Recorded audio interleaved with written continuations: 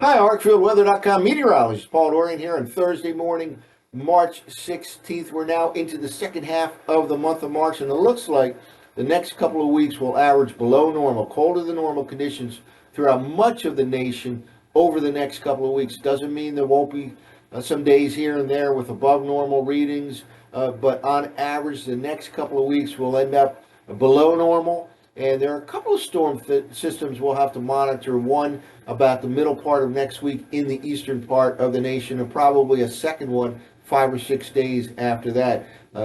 Something to monitor: the storms and the extent of the storm impacts coming up here later next week and the following week are certainly in question at this particular time. But what's not in question is the colder than normal weather pattern, again, throughout much of the nation over the next couple of weeks on average. Let's start off by looking at the latest sea surface temperature anomalies. A big change is going on in the Pacific Ocean. This is a current sea surface temperature anomaly chart from the Canadian Met Center. This line right here represents the equator, the latitude of 0 degrees right here going east to west. And we can see here above normal temperatures in the equatorial part of the Pacific Ocean. This is South America right here, some significantly warmer than normal water temperatures just off the west coast of South America right now, and it's starting to extend west into the central part of the equatorial Pacific Ocean.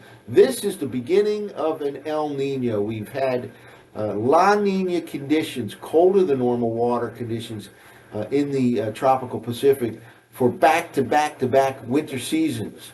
That is undergoing a change right now. It looks like we'll have a full-blown El Nino by later on this summer. Certainly can have an impact on the Atlantic Basin tropical season, and very well could last into next winter season, 2023-2024 winter season, likely to have El Nino conditions. And that, again, that'll be quite different from this winter and the last couple, as we've had back-to-back La Nina winters. So this is how it looks right now. If we go back a year, we could see big changes. Here we go, a year ago. This is March of 2022. We had La Nina throughout the tropical Pacific Ocean. Again, this is the equator right here. It has evolved from this a year ago to this right now, and this El Nino will intensify over the next couple of months and will certainly be a big factor for the tropical outlook that I will put out later on in the spring season. Generally,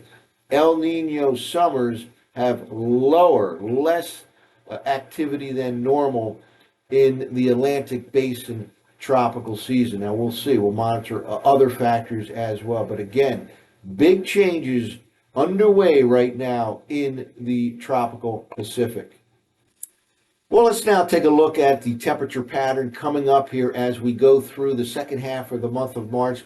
This is a forecast map from a ensemble run of the GFS and European model combined for the 7 days ending next Wednesday. So the current 7-day period, the average 2-meter temperature anomaly, and a couple things to point out that are very impressive. First of all, how far below normal some of these readings are. This minus 14, minus 15 below Fahrenheit, averaged over a 7-day period here in the Tennessee Valley and the Northern Plains. That is pretty impressive when you have an average like that over a 7-day period. And the other impressive fact here is that it's virtually from coast to coast. We have below normal conditions throughout California, the western U.S., all the way to the East Coast. Really, the only place at or slightly above normal, the state of Maine, over the next 7 days. And I do believe that the following week, the last week of the month of March, will be largely similar to this, with below normal conditions,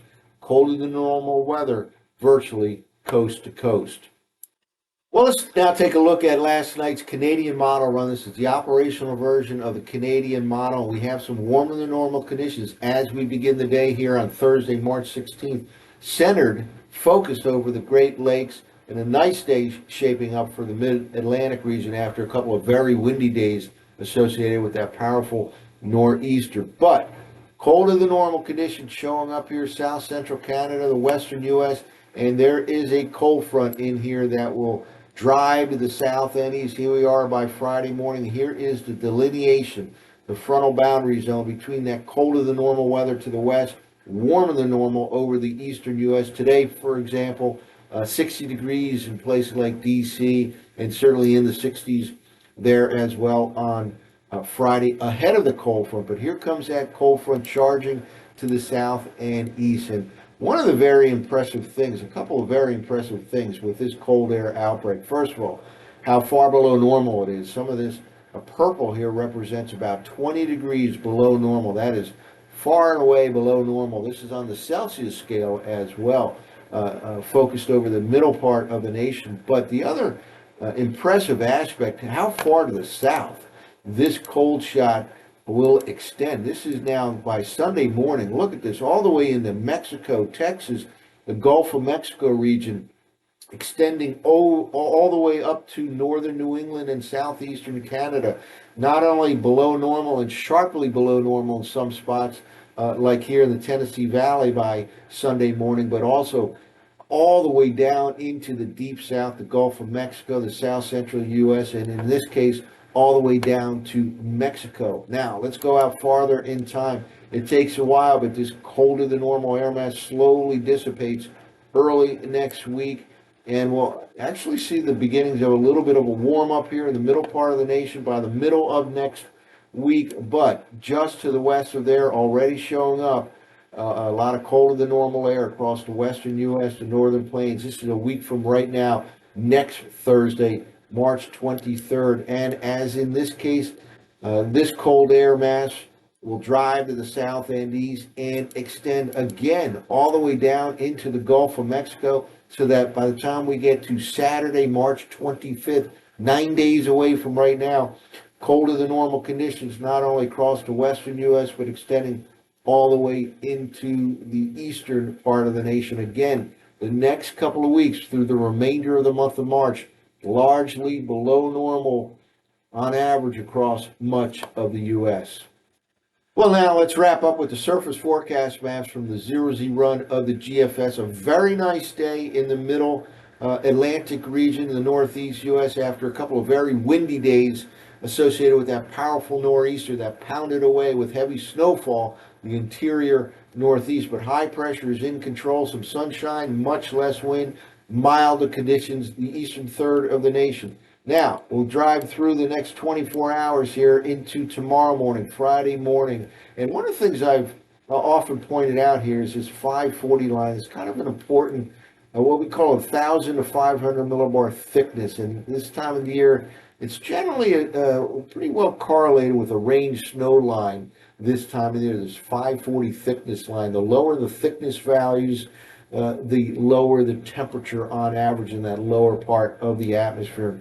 Watch how far to the south this 540 line will move associated with this initial cold shot here coming over the next couple of days. And here's that cold front moving into the eastern U.S. and very strong Canadian high pressure backing it up. And here we go all the way out into Saturday morning, Saturday afternoon, and now all the way into Sunday morning. And look at the position of this 540 line. This is very impressive cold way down into the south by the time we get to the middle part of the upcoming weekend. This is the Sunday morning forecast map at the surface from the Canadian model run, and a lot of cold air right centered here. And again, it drives all the way south into the Gulf of Mexico region. Now, let's move forward in time into next week, and we have a couple of storm systems to monitor. It looks like by about the middle part of next week, there'll be something developing in the southeastern U.S., maybe a little bit closer to the coast here.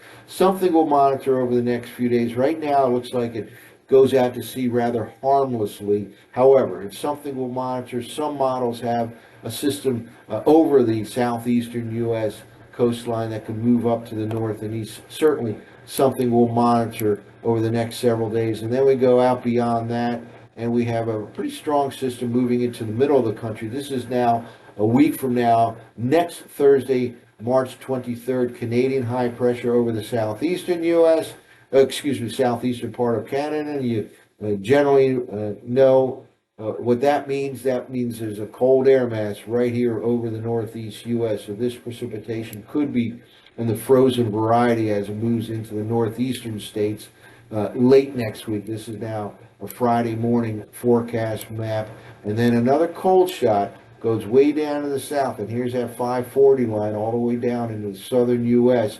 by the time we get to the middle part of next weekend. This is all the way out to Saturday night, March 25th. So certainly, on average, looks like colder than normal weather pattern across much of the nation for the next couple of weeks. That's it for now. For ArcfieldWeather.com, this has been meteorologist Paul Dorian.